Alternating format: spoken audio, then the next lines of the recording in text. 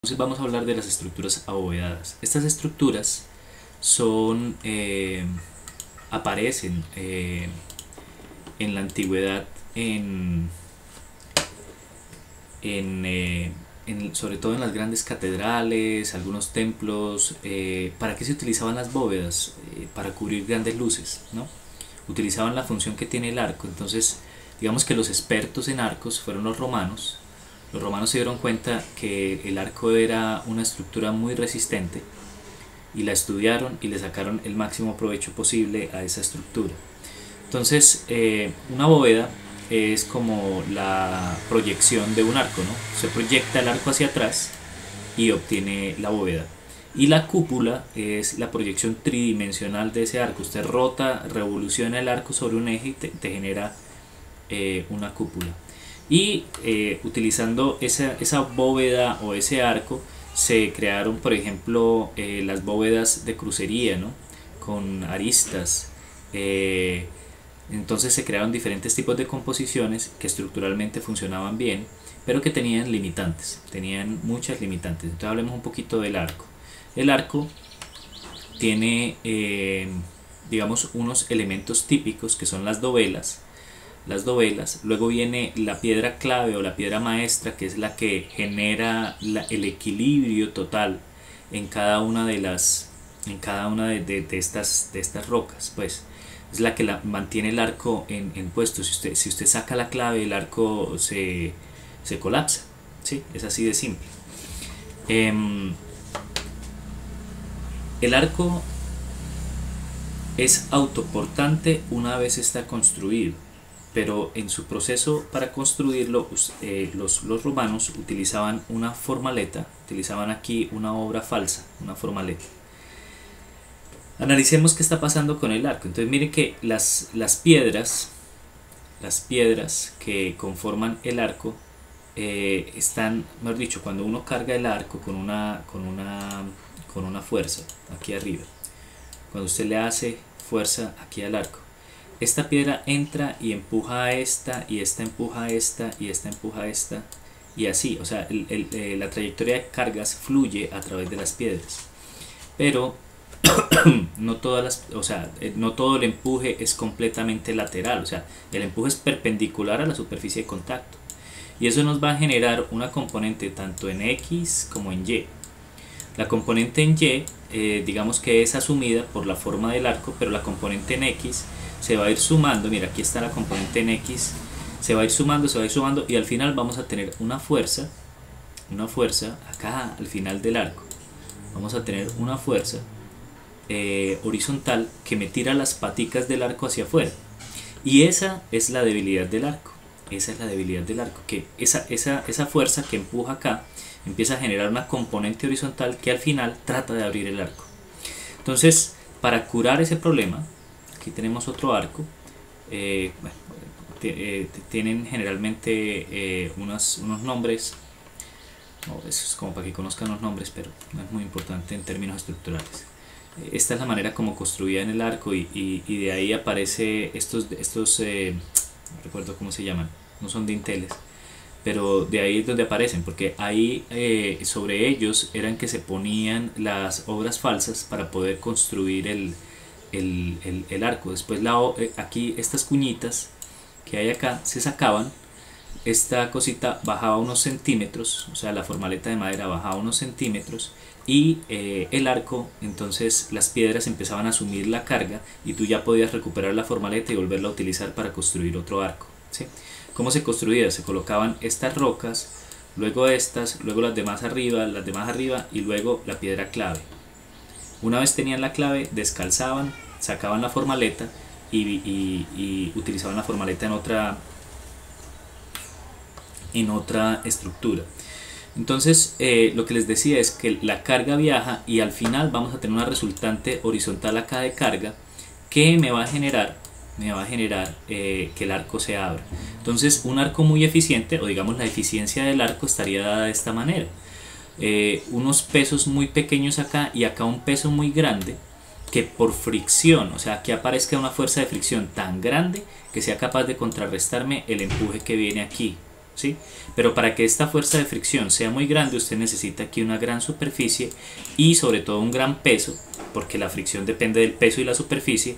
Entonces lo que hacían, nunca hicieron, o bueno, no era lo común ver un arco así estilizado con una sección variada, sino lo que hacían era un arco de la misma sección, pero al final le colocaban unos muros muy gruesos, unos muros muy grandes, que le permitían mantener las paticas en el piso, ¿sí? Que no se abrieran.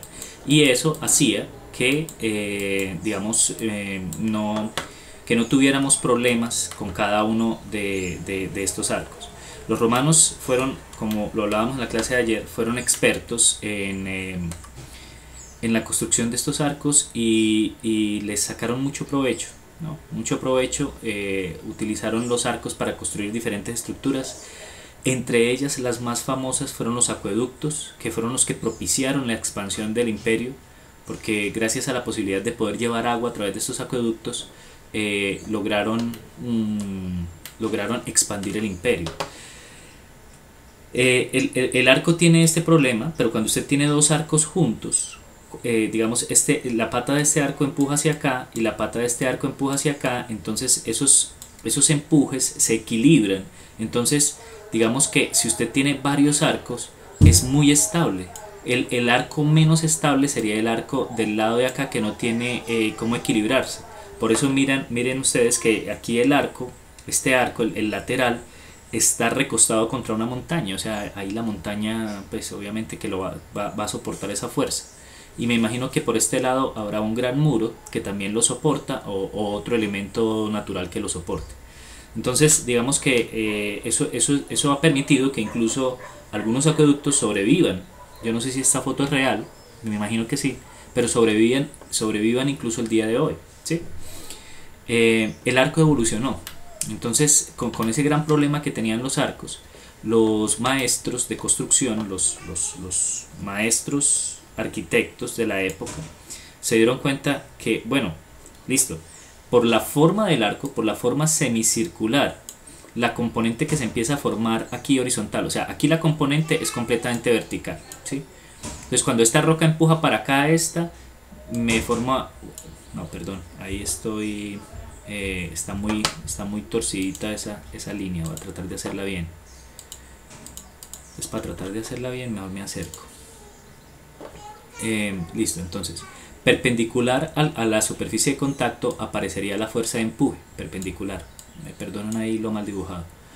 Entonces ya empieza a inclinarse. Aquí la perpendicular es esta y ya se inclina mucho. Entonces aparece una fuerza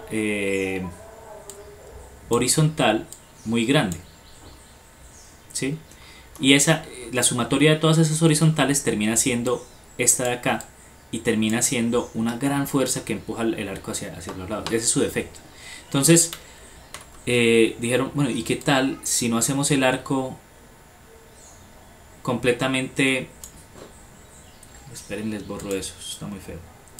¿Qué tal si no hacemos el arco completamente semicircular, si no hacemos el arco en punta?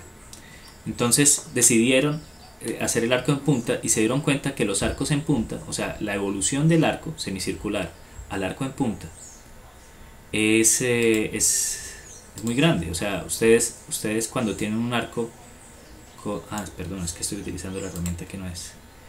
Cuando tienen un arco con estas características,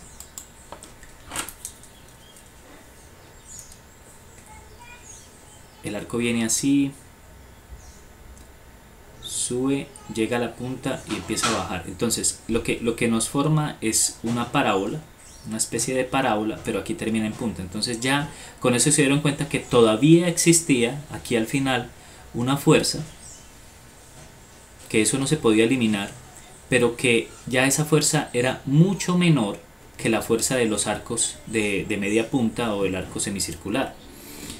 Entonces ya pudieron hacer puertas o ventanas mucho más grandes, sin la necesidad de un gran muro inmenso acá, sino que ya lo que decidieron es que, bueno, ya como esta fuerza es más grande, hacemos este elemento un poquito grueso y lo reforzamos colocándole aquí otro elemento, es un murito más pequeño. Pero entonces se dieron cuenta que eso no les servía, porque si colocaban un muro acá, y ya podían tener grandes ventanales, pero si colocaban un muro acá, en esta parte, pues les iba a tapar la entrada de luz. Entonces se inventaron esto que llamaron contrafuerte, que son estos de acá, que son, digamos, como la fuerza no es tan grande, yo hago un muro completo y le quito este pedacito de acá para que me deje pasar la luz, y eso se convirtió en el contrafuerte. Entonces el contrafuerte, por aquí lo tenía, se me escapó, se me fue, aquí está. El contrafuerte es esto, ¿sí?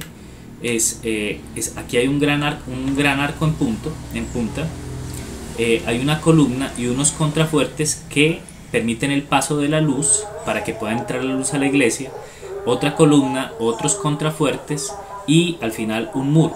Entonces estos elementos podían ser muy livianos y no ser suficientemente fuertes, entonces le colocaron estos elementos de acá arriba que se llaman pináculos. El objeto del pináculo es agregar masa, agregar peso acá para que la columna se quede en el puesto, ¿sí?